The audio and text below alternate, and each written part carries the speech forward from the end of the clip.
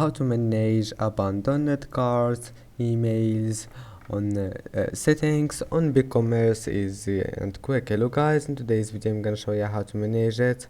First open your browser and then click settings. Now just scroll down until you find miscellaneous here, and now scroll down and here we'll find abandoned cart, emails. Now just manage anything you want here and then click save. It will be saved, and I hope that can help you. And that's it for today's video. If you like this video, please don't forget to like and don't forget to subscribe, and see you in the next video.